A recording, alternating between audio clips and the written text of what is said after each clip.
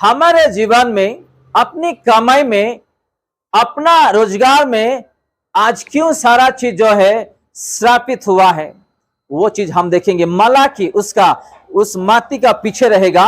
3 अध्याय 8 से लेकर के 10 तक हम देखेंगे पुराना नियम में।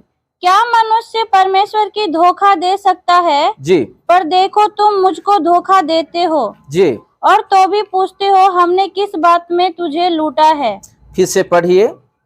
क्या मनुष्य परमेश्वर को धोखा दे सकता है? क्या मनुष्य परमेश्वर को धोखा दे सकता है? देखो यहाँ पे वचन में क्या लिखा है, धोखा देने के लिए बात कर रहे। आज भी बहुत सारे लोग अपने पत्नी को धोखा देते हैं, अपने पति को धोखा देते हैं, माता पिता को, बच्चे लोग धोखा देते हैं, या पहचान वाले लोगों को धोखा देते हैं। बहुत सारा चीज जो है हम बोल नहीं सकते, ऐसा आज लोग भी धोखा देते हैं। लेकिन यहाँ पे हम वचन में देख रहे हैं कि अपना परमेश्वर प्रभु यीशु मसीह को हम धोखा दे रहे। किस चीज के लिए धोखा दे रहे हम वचन में देखेंगे। पढ़िए। पर देखो तुम मुझको धोखा देते हो और तो भी पूछते हो हमने किस बात में तुझे लूटा है। हालेलुया। आज भी प्रभु को यही हम कहते हैं, प्रभु यीशु मसीह हम आपको तो कुछ नहीं किए हैं, हम आपको कुछ बातों में हम कुछ यानी कि दुख नहीं पहुंचा है, लेकिन छोटी मोटी गलती अपने हाथों से जीवन से होता है।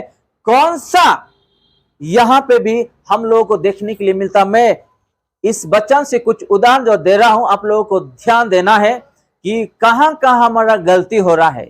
उस गलती को हम लोगों को सुधारना है और उस गलती का रास्ते छोड़ करके प्रभु के रास्ते में आने के लिए कोशिश हमारा जीवन में होना चाहिए। हम नीचे पढ़ेंगे। 10वां अंश और उठाने की भेंटों में तुम पर भारी श्राप पड़ा है। देखो हम किस बातों में लूटते हैं प्रभु यीशु मसीह को? 10वां अंश और भेंट में हम उसको लूटते हैं। कैसा लूटते हैं मैं बता देता हूं। अगर हम कमाई कर रहे हैं या हमारा बिजनेस या नौकरी में जो भी इनकम होता है, वचन के अनुसार प्रभु का सेवकाई के लिए प्रभु का मंदिर में हमेशा वो भंडार पूरा संपूर्ण रूप से रहना चाहिए। कलेसिया में कुछ दुख ना पहुंचे, सेवकाई में कुछ गड़बड़ी ना आए या सेवकाई में कुछ परेशानी ना आए। इसीलिए यहाँ पे हम देखते हैं, अगर नीचे हम देखेंगे तो वहां पे छोटा वर्ड लिखा हुआ है कि संपूर्ण रहने के लिए। इसलिए प्रभु यीशु मसीह यहाँ पे कहते हैं कि आज जो कुछ भी हम कमाते हैं या रोजगार करते हैं या मेहनत करते हैं, पैसा नहीं बचता है, तो अगर हम 9 में देखेंगे तो डर लगता है हम लोग जो है उसका दिया हुआ आशीष को चुरा रहे हैं। किसका आशीष को? प्रभु यीशु मसीह ने जो दिया है, जो आशीष, अगर प्रभु ने काम नहीं दिया है, बिजनेस नहीं दिया है, इनकम नहीं दिया है, तो आज हम घर बढ़ा दे नहीं सकते हैं, आज हम खा नहीं पी नहीं सकते हैं और कपड़ा भी नहीं पहन सकते, अपने बच्चों को पढ़ाई भी नहीं सकते हैं। ये सारा चीज प्रभु यीशु मसीह दे करके आ रहे हैं। लेकिन नीचे अगर हम 9 में देखेंगे वहां पे क्या लिखा है, दया करके पढ़िए। तुम पर भारी श्राप पड़ा है। देखो यहाँ पे अगर हम 10 मंश और भेंट ना चढ़ाए तो हम लोग क्या है, हम श्रापित लोग हो जाते हैं। हम जो है श्रापित बन जाते हैं। जितना भी हम कमाते हैं, जितना भी हम मेहनत करते हैं, कुछ पैसा भी नहीं बचता है। मेरे जीवन का एक कहानी, एक गवाही में बोलना चाहता हूं। यहाँ पे जो श्रापित लिखा हुआ है, मैं भी एक श्रापित इंसान था। 15 साल के बाद जब प्रभु यीशु मसीह को मैंने अपनाया, जब मैंने पहली बार मेरे जीवन में प्रभु यीशु मसीह को मेरे हृदय में, मेरे परिवार में, मेरे जीवन में स्थान दिया। हम लोग बचपन से ही मसीह में हैं, लेकिन नाम के मसीह में थे, चर्च नहीं जाते थे, ना वचन के अनुसार जीवन बिताते, ना प्रभु को भाई मानते थे, ना हम प्रार्थना करते थे, ऐसा जीवन बिताते थे। परिवार में 15 साल तक हम लड़ाई झगड़े में थे, शांति नहीं था। 15 साल के बाद जब यीशु ने बुलाया, जब हम उसके पास गए, प्रभु ने उस दिन बात किया और हमारा सारा गलती जो है वचन के द्वारा, प्रभु के दास के द्वारा बाहर लेकर आया। उस दिन हम लोग घुटने टेक के प्रभु से माफी मांगे। क्या मांगे? माफी मांगे। और उस दिन हम वादा किए हैं, अगर जिएंगे आपके लिए, मरेंगे आपके लिए, क्योंकि 15 साल तक हम मरे हुए थे, लेकिन आपका वचन के द्वारा आज हमको एहसास हुआ कि हमारा गलती क्या है। तब से हम हर रविवार को 1 घंटा पहले हम कलीसिया में जाके बैठते थे। 1 घंटा पहले। ऐसा प्यासा था हमारा।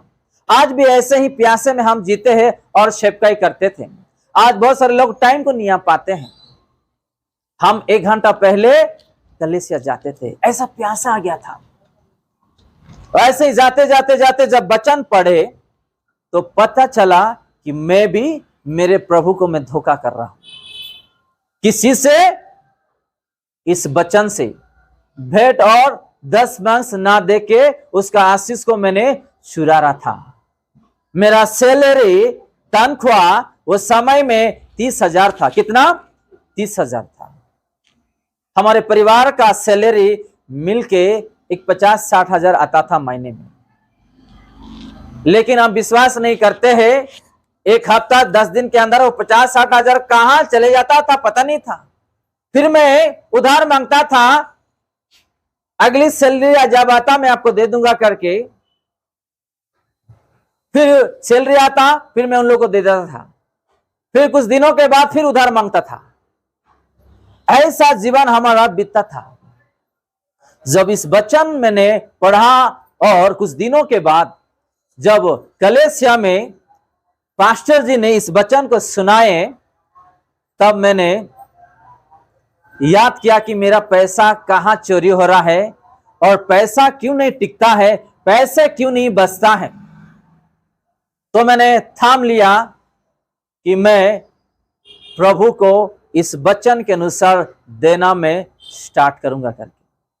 उससे पहले, देने से पहले क्या हो रहा था, मेरा जब सैलरी था 12,000, इस वचन जब मैंने सुना और पढ़ा, मैंने 10 मांस देने के लिए ठाम लिया। सैलरी आए तो मैं दे दूंगा, लेकिन क्या दे पाऊंगा। वो सैलरी आया, खत्म हो गया। अगले महीना दे दूंगा, वो महीना भी ऐसे ही। ऐसा होते होते 1.5 साल हो गया। वो 1 साल से पहले, प्रभु ऐसा क्यों ऐसा हो रहा है, प्रभु मैं माफी चाह रहा हूं, अगले साल सैलरी इंक्रीमेंट हो जाएगा, तनख्वाह मेरी बढ़ जाएगी, मैं जरूर दूंगा करके मैं प्रॉमिस कर रहा हूं। किससे? प्रभु यीशु मसीह से। फिर आया सैलरी इंक्रीमेंट, बढ़ गया, दे नहीं पा रहा हूं। ये क्या हो रहा है? ऐसा होते होते एक दिन ऐसा मैं मुसीबत में गिर गया। उस दिन मैंने घुटने टेके रोया और प्रार्थना किया। मेरा तनख्वाह आते ही मैंने क्या किया, उससे पहले कि मैंने जो कलीसिया जाता था नया नया समय में, उसका चर्च का अकाउंट नंबर पूछ के ला लिया और तनख्वाह गिरते ही मैंने मेरे अकाउंट से डायरेक्ट में भेज देता था।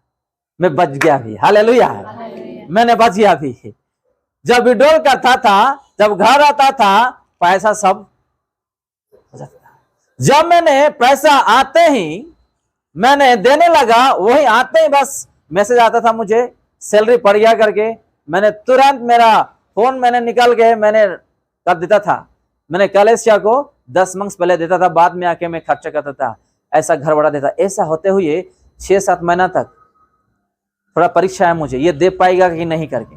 हमारे जीवन में भी जब 10 मांस देना हम स्टार्ट करेंगे, परीक्षा आएगा कि हम दे पाएंगे कि नहीं करके। 6-7 महीना तक मुझे भी परीक्षा है, लेकिन मैंने थाम लिया। मेरे घर में चावल भी ना रहने दे या पेट्रोल का पैसा नहीं रहने दे, मैं दूंगा, पहले दूंगा। मैंने स्टार्ट किया, देने लगा। 7 महीने के बाद परीक्षा मुझे जब आया, जब 7 महीना क्रॉस हो गया, तब से लेकर के आज तक मेरा तनख्वाह नहीं है, लेकिन मैं मेरे 10 मांस मेरे प्रभु को पहला देता हूं मैं। हालेलुया।